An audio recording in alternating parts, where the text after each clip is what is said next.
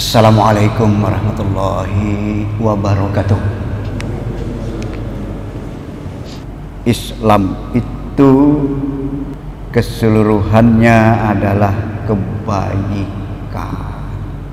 Kata-kata Islam itu sendiri memang kita jangan sampai tidak tahu, jangan sampai tidak faham.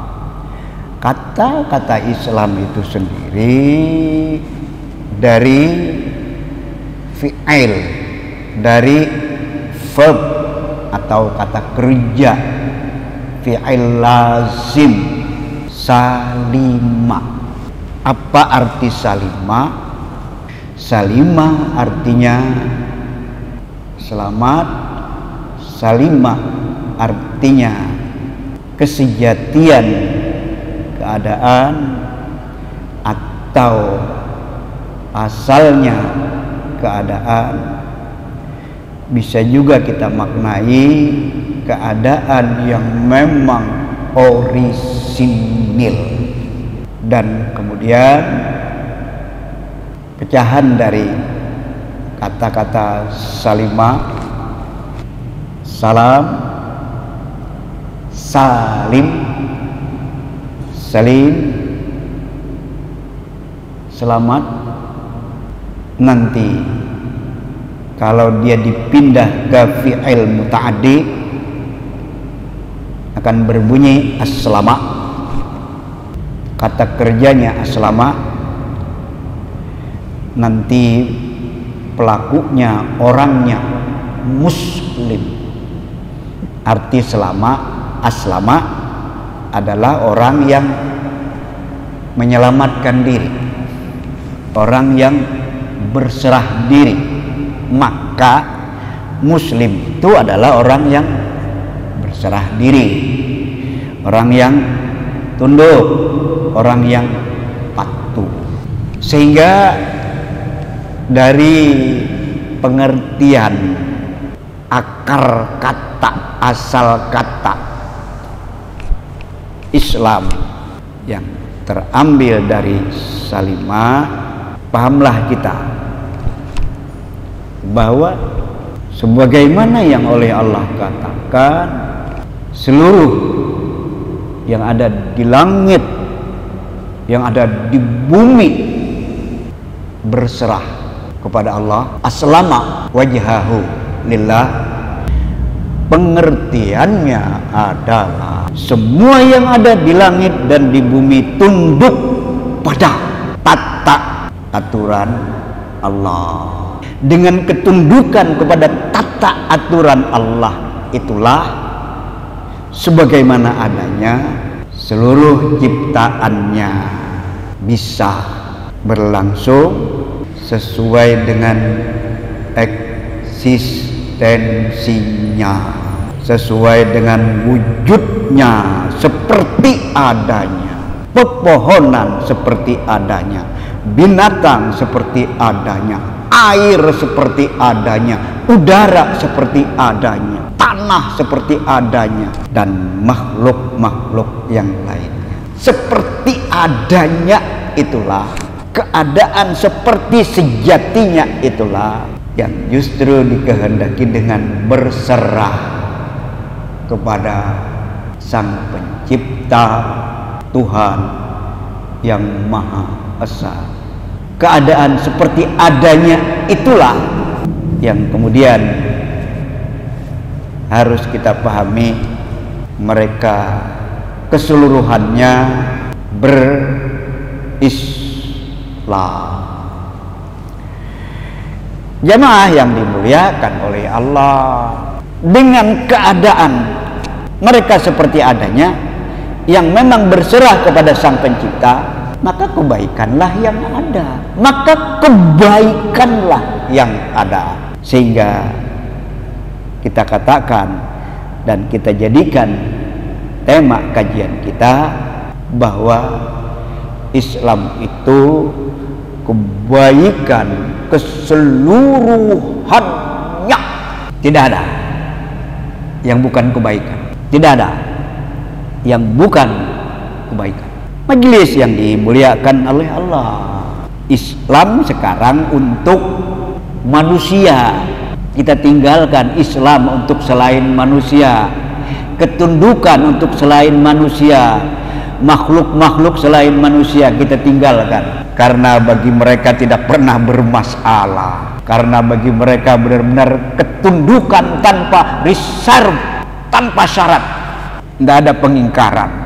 Pohon tidak pernah mengingkari, burung tidak pernah mengingkari, air tidak pernah mengingkari. Begitu dengan makhluk-makhluk yang lainnya. Lah sekarang kita mencoba fokus kepada berislam yang memang dikehendaki bagi makhluk yang bernama manusia. Begitu kita katakan dengan berislam, makhluk akan selamat, manusia termasuk juga akan selamat. Maka sebenarnya ya begitu mengabaikan, begitu meninggalkan Islam, jangan ragu-ragu, jangan ragu-ragu. Begitu mengabaikan, begitu meninggalkan Islam, yang didapat bukan keselamatan, yang didapat pasti adalah petaka, pasti adalah bencana atau kehancuran.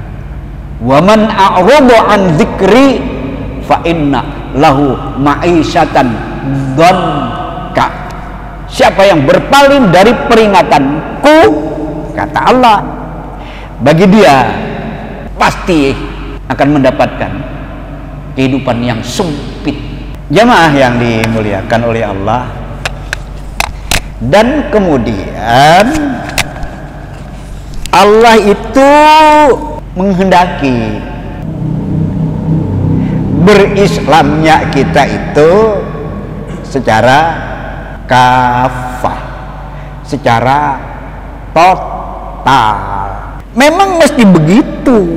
Selain manusia berislamnya sesuai dengan kodrat masing-masing ciptaannya, tidak setengah-setengah, maka manusia pun juga diharapkan berislam bukan setengah-setengah. Lihat firman Allah di dalam Al-Baqarah 208, ya ayyuhalladzina amanu udkhulu fisilmi kafah wala tattabi'u khutuwatis syaitan innahu lakum aduwwum mubin.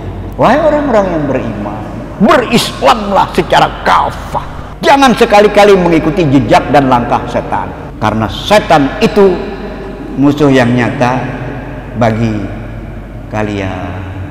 Pertanyaannya, bagaimana berislam secara kafah? Jawabannya tidak ada yang lain. Jawabannya tidak ada yang lain. Bagaimana seluruh sikap, tindakan, perilaku kita dimulai dari berpikirnya kita, berkeyakinannya kita, hendaknya sejalan dengan apa yang diinginkan oleh Allah. Orang memang bisa jadi membayangkan ya, mana mungkin kita segala-galanya harus sejalan dengan Islam. Tidak mungkin lah. Iya, nanti kita jelaskan.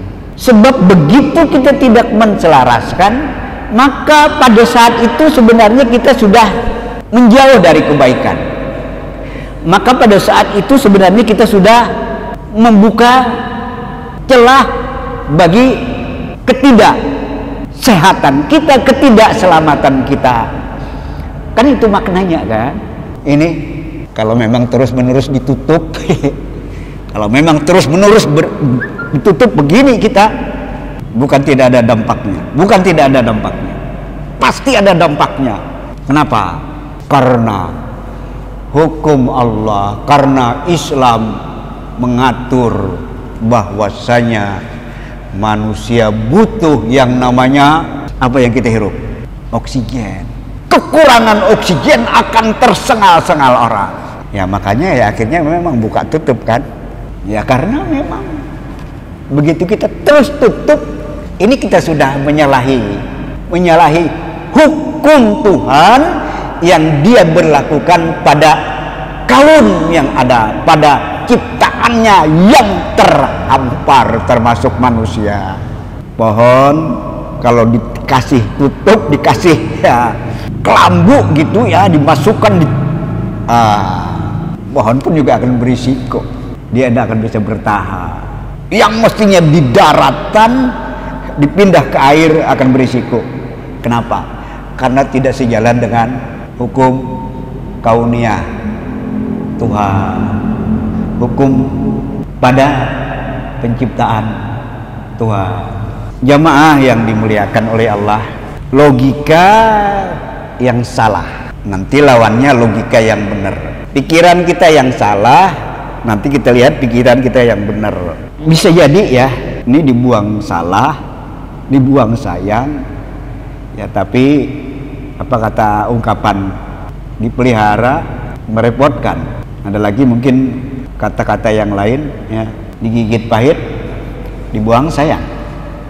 Itu ya. Maksud saya adalah begini, orang mau meninggalkan, mau menjauhi Islam memang khawatir risiko, tapi untuk menepati Islam secara lebih menyeluruh juga dia merasa terbebani, sehingga timbullah pemikiran, timbullah logika yang sebenarnya salah. Daripada tidak sama sekali, ya sudahlah, seberapa bisa, seberapa mampu. Ungkapan ini bisa benar bisa salah, ungkapan ini bisa benar bisa salah. Bisanya cuma salat maghrib tak, salat isya enggak, salat subuh enggak, zuhur enggak, asar tidak. Bisanya cuma maghrib tok. Benar enggak ini? Benar enggak ini? Nanti ditambah daripada saya tidak salat sama sekali. Benar enggak ini? Benar enggak ini? Demi Allah enggak benar. Demi Allah tidak akan ada nilai sama sekali. Karena kalau sudah tidak benar kan tidak ada nilai sama sekali. Kaidah usuliyah yang berbunyi ma la yudraku kulluhu la yutraku kulluhu. Apa yang tidak bisa ditepati keseluruhannya, jangan kemudian ditinggalkan keseluruhannya. Apa yang bisa ditepati, tepati. Itu kaidah memang. Tapi pemberlakuannya juga hati-hati. Pemberlakuannya juga hati-hati. Apa yang tidak bisa ditepati keseluruhannya, jangan kemudian ditinggalkan keseluruhannya. Ya, nanti dalam konteks kehidupan berbangsa bernegara, ya kita belum bisa menerapkan Islam secara keseluruhannya. Apa yang memang bisa kita terapkan, itulah yang kita terapkan dalam konteks kehidupan berbangsa dan bernegara. Bukan kemudian orang berpendirian kita kan bukan negara Islam, bukan berpendirian seperti itu, salah itu. Nah logika yang benar gimana? Itu logika yang salah ya, logika yang salah ya. Daripada saya tidak ya bisa menepati keseluruhannya, ya lebih baik ya tidak apa-apa lah saya menepati sebahagian. Bisa benar bisa salah, ada tempatnya yang memang benar, ada tempatnya yang memang salah. Logika yang benar adalah Islam itu pertama dan utama sekali harus diimani, harus diyakini sebagai sebuah kebenaran. Tuhan itu butuh pengakuan. Tuhan Allah butuh pengakuan. Nanti bahasa yang memang lebih yang lebih Qur'aninya, yang lebih syar'inya, butuh yang namanya keyakinan. Yakinilah bahwa Islam itu kebenaran. Mungkin kurang menggigit ya, kurang greget ya. Islam itu adalah satu-satunya kebenaran. Nanti yang memang menyanggah ya bicara baik-baik ya pasti akan ketemu. Bicara baik-baik pasti akan ketemu. Tak ulangi ya, Islam itu adalah satu-satunya kebenaran. Tadi judulnya Islam itu adalah keseluruhannya adalah kebenaran. Nah Tuhan Allah membutuhkan keyakinan manusia akan kebenaran Islam. Makanya meyakini enggak kita, mengimani enggak kita. Ini yang awal-awal. Makanya di dalam pelajaran ya kita di kampung-kampung yang mestinya ya bukan hanya dikhususkan di kampung.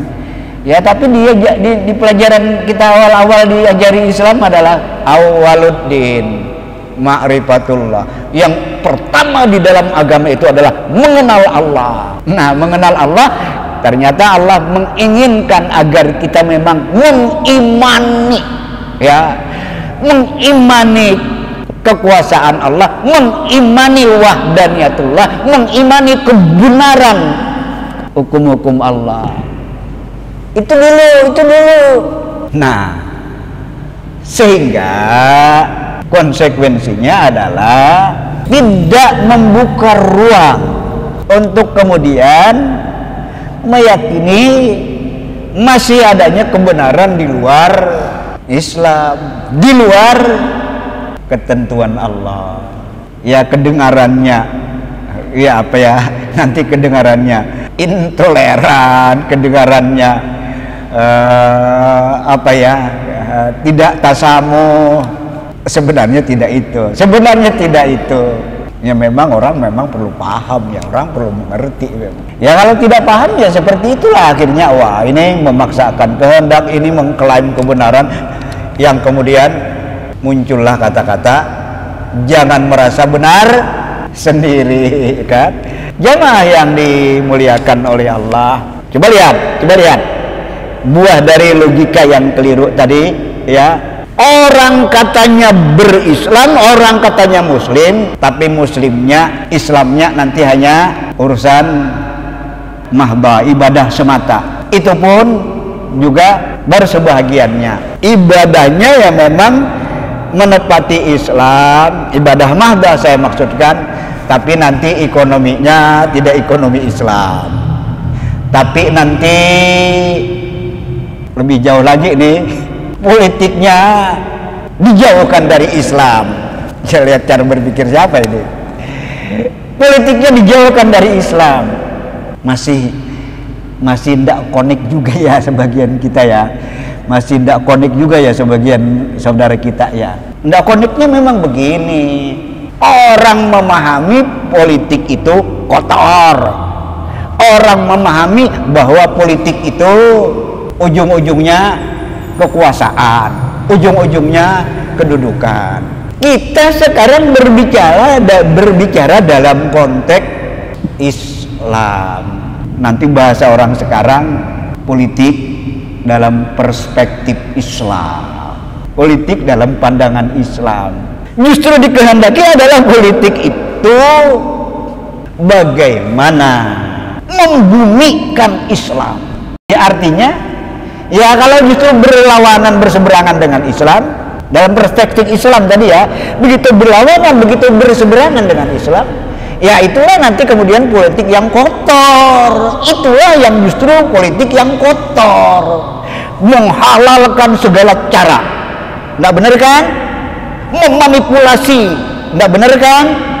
Mengadu domba, nggak benar kan? Memecah belah, nggak benar kan? Sehingga yang dikehendaki adalah bagaimana strategi untuk membumikan Islam yang memang tidak pernah dipisahkan, tidak bisa dipisahkan dari akhlak Islam, dari Islam itu sendiri. Ri'ayatun nas min ajli maslahatin nas, memanage kehidupan manusia, kehidupan orang banyak untuk kemaslahatan orang banyak. Itu nanti ada yang mendefinisikan seperti itu, memanage, menata, mengatur kehidupan orang banyak demi kemaslahatan mereka. Begitu kita berbicara kemaslahatan itu kan ada pada al-Islam. Jadi bagaimana ya justru berstrategi agar Islam itu tetap memberi warna. Ya, itulah yang dikehendaki dengan siasah yang memang ada di dalam Islam. Majelis yang dimuliakan oleh Allah, kita lanjutkan ya. Pokok yang utama bahwa Allah itu menghendaki pengakuan. Pengakuan yang kita maksud adalah justru Allah menghendaki orang mengimani, meyakini akan kebenaran Islam. Itu dulu modal.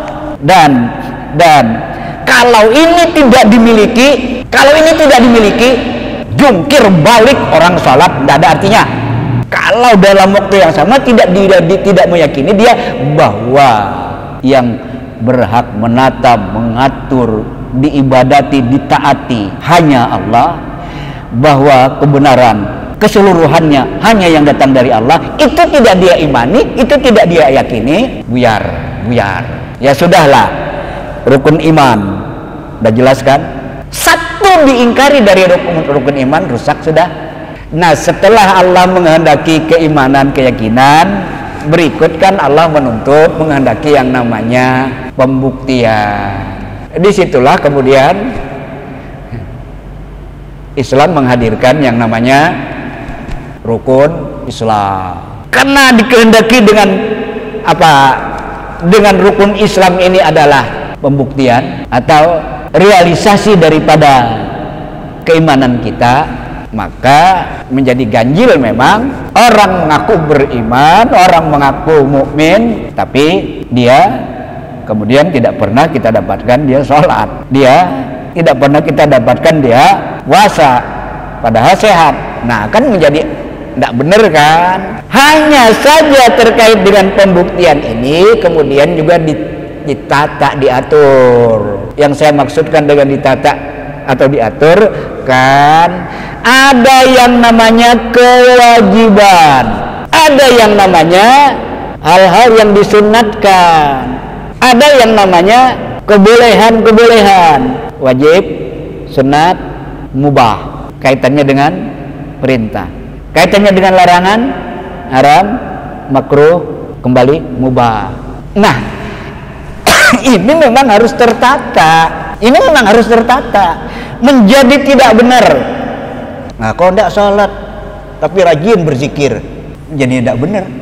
Tidak sholat tapi berzikirnya rajin. Tidak sholat tapi sholawatnya rajin. Tidak benar kan? Sulitkah memahami kalau itu tidak benar? Tidak sulit. Orang yang memang paham. Tapi orang yang tidak paham, ya itu tadilah. Ya saya bisanya cuma, iya, saya bisanya cuman ya memperbanyak zikir aja, tapi sholat enggak. Ya enggak benar. Jamaah yang dimuliakan oleh Allah, bagian yang terakhir, tidak ada waktu dan tempat untuk kita berhenti memahami Islam, berhenti berupaya untuk menepati Islam. Tidak ada tempat untuk berhenti. Ilmunya terus ditambah, ya pengamalannya dengan ketertataan tadi ya juga, ya memang terus kita tambah dan pastikan kita tidak akan pernah mencapai yang namanya kesempurnaan. Tapi juga jangan dijadikan alasan. Mana ada orang yang sempurna? Ya saya ya cuman bisanya ya beginilah, ikut tarawih tapi salat wajibnya enggak begitu kan? Ya ini namanya dengan alasan mana ada orang yang sempurna, ya akhirnya ya salah, karena salah logika, salah pola pikir. Tentu tidak seperti itu. Majelis yang dimuliakan oleh Allah, ya mudah-mudahan ya kita mencoba membuat kerangka bangunan Islam untuk kemudian nanti dari kerangka yang ada ya kita ingin ya kalau itu memang pondasi ya kita benar-benar mengokohkan pondasi. Kalau itu memang pilar utama ya kita ya justru fungsikan sebagai pilar utama. Begitu seterusnya. Lihat kaitannya dengan pondasi Allah dalam firman-Nya Al-Maidah 72. Al-Maidah 72. Innahu man yusyrik billah faqad haramallahu alaihil jannah. Yang menyekutukan Allah dengan sesuatu, surga haram bagi dia. Tambah lagi ya Al-An'am 88 ya. Lau asyraku lahabata anhum makanu ya'malun. Kalau berbuat syirik, menyekutukan Tuhan, belas tidak ada nilai apa-apa dari apa yang dikerjakan. Lihat penataan Islam seperti itu. Makasih dan mohon maaf waktu yang memang membatasi kita. Assalamualaikum warahmatullahi wabarakatuh.